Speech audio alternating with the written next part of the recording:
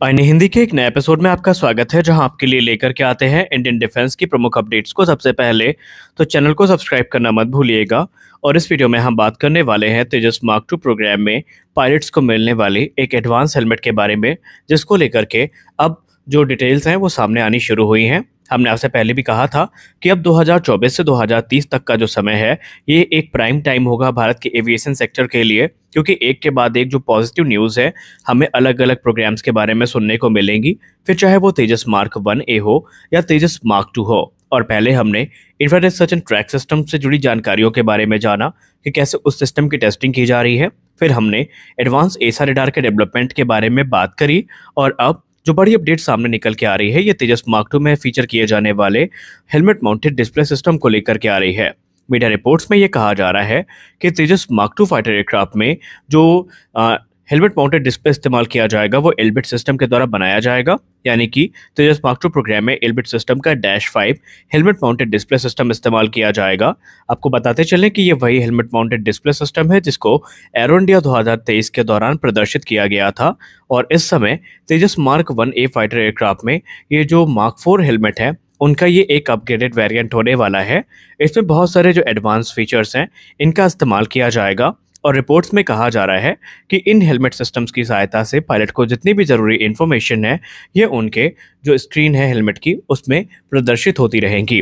और आपको ये भी बताते चलें कि भारत में स्वदेशी जो हेलमेट माउंटेड डिस्प्ले सिस्टम है इनके डेवलपमेंट को लेकर के भी जो बातचीत है वो चल रही है।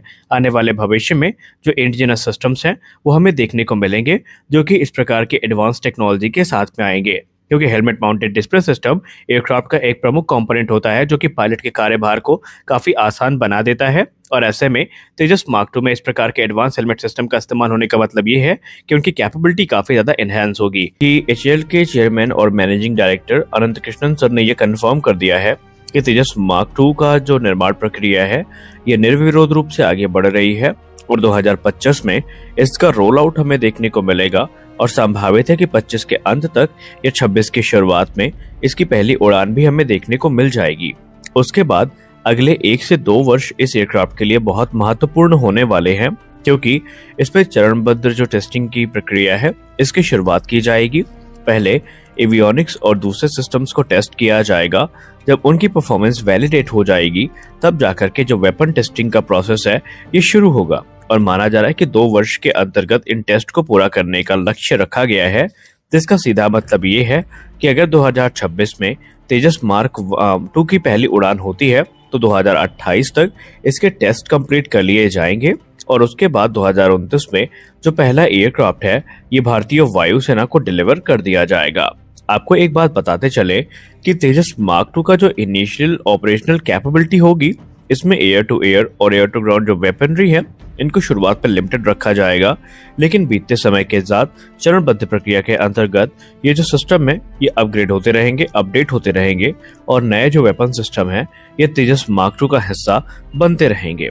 अब यहाँ पर आपको बताते चले कि भारतीय वायुसेना 200 से ज्यादा तेजस मार्क 2 फाइटर जेट्स को लेकर के इंटरेस्टेड है। और उसके पीछे की वजह ये है कि भारतीय वायुसेना को इन एयरक्राफ्ट की सहायता से जो जैगुआर, मिराज 2000 और MiG-29 UPG की फ्लीट है इन्हें 2040 तक कंप्लीटली रिप्लेस कर देना है। और ये भारतीय वायुसेना की ताकत को कई गुना ज्यादा बढ़ाएंगे।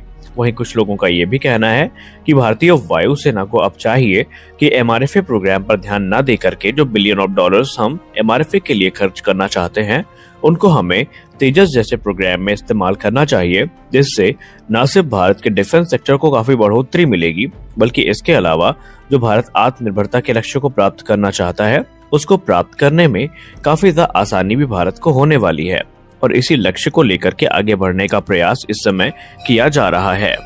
तेजस मार्क 2 एक पावरफुल एयरक्राफ्ट होने के साथ साथ एक काफी स्टेल्दी एयरक्राफ्ट भी होने वाला है। उसके पीछे की वजह है कि तेजस मार्क 2 के जो मटेरियल्स हैं इनको बनाने में इस्तेमाल किए जाने वाले वो काफी एडवांस होंगे और इसमें एक नई कॉस्ट इफेक्टिव मैन्युफैक्चरिंग टेक्निक का इस्तेमाल किया जाएगा, जो कि इसके कंपोजिट फैन और रडर असेंबली में इस्तेमाल की जाएगी। और उसके लिए बाकायदा एरोनॉटिकल डेवलपमेंट एजेंसी और नेशनल एरोस्पेस लैबोरेटरीज के बीच में एक कोलैबोरेशन भी फॉर्म हुआ है ताकि एक हल्का और एफिशिएंट एयरक्राफ्ट बनाया जा सके। यहाँ पर को-क्यूरिंग टेक्निक का इस्तेमाल किया जाएगा, जो कि एक इनोवेटिव टेक्निक है ये अलाउ करती है कि जो बॉन्डिंग है मल्टीपल कंपोजिट लेयर्स की मैन्युफैक्चरिंग के दौरान वो एक साथ हो सके और जो गैप होते हैं, मैकेनिकल जॉइंट्स होते हैं, इनको कम से कम रखा जा सके। और इससे जो स्ट्रक्चरल एफिशिएंसी है एयरक्राफ्ट की वो ना सिर्फ इम्प्रूव होती है बल्कि इनके स्टेल्थ कैरेक्टरिस्टिक्स में भी काफी बड़े बदलाव हमें देखने को मिल जाते हैं।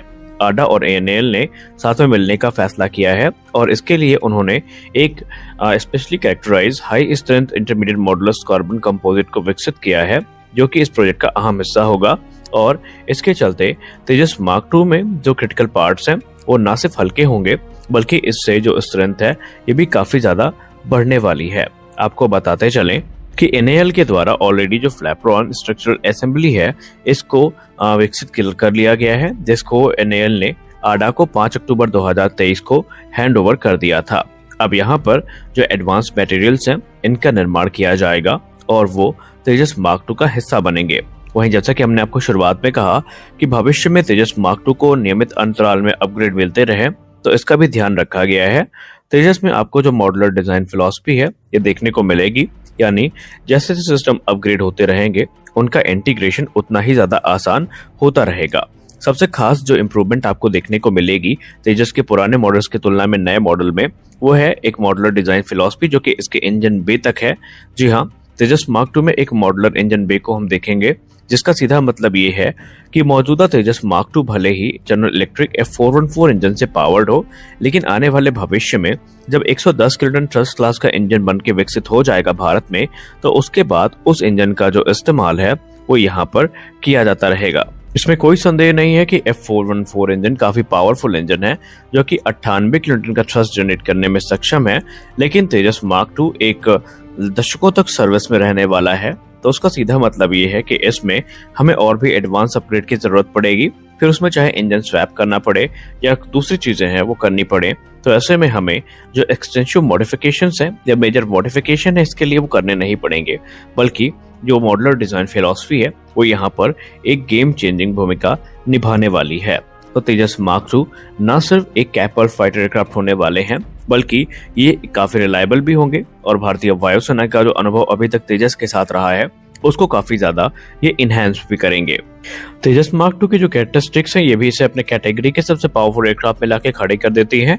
इसका जो मैक्सिमम टेक ऑफ वेट होने वाला है ये 17.5 टन का होगा। वहीं इसमें 11 हार्ड पॉइंट्स हमें देखने को मिलेंगे, जहां पर ये 6.5 टन के वेपन पेलोड को कैरी करने में सक्षम होगा। इसकी इंटरनल फ्यूल कैपेसिटी 3.3 टन की होगी और इसमें एक पावरफुल गैलियम नाइट्राइड बेस्ड जो एसा रडार है वो देखने को मिलेगा, जो कि लॉन्ग रेंज के टारगेट को सर्च और ट्रैक करने के काम में आएगा। वहीं इसमें फर्म सेक्टर ऑप्ट्रॉनिक्स सबको देखने को मिलेंगी और एक indigenous infrared search and track system देखने को मिलेगा, जिसको लेकर के हाल ही में रिपोर्ट सामने आई थी कि DRDO के द्वारा उसको टेस्टिंग में उतार दिया गया है। पहले ये जो एयर सिस्टम है ये हॉकर 800 एयरक्राफ्ट से टेस्ट किया जाएगा और उसके बाद ये जो आगे के प्रोग्राम होंगे ये तेजस मार्क II से आयोजित किए जाएंगे। इसमें आपको यूनिफाइड इलेक्ट्रॉनिक वॉरफेयर स्वीट देखने को मिलेगा, जो कि रेडार वार्निंग रिसीवर और जैमर्स के साथ में होगा। इसमें आपको dual colour missile approach warning system देखने को मिलेंगे, मल्टी सेंसर डेटा फ्यूजन और नेट सेंट्रिक वॉरफेयर कैपेबिलिटीज देखने को मिलेगी। हथियारों की बात करें तो ये लगभग इंडियन मेड वेपन्स जितने हैं सभी को कैरी करेगा, फिर चाहे वो अस्त्र सीरीज की मिसाइल हो, रुद्रम सीरीज की मिसाइल हो या फिर ब्रह्मोस सीरीज की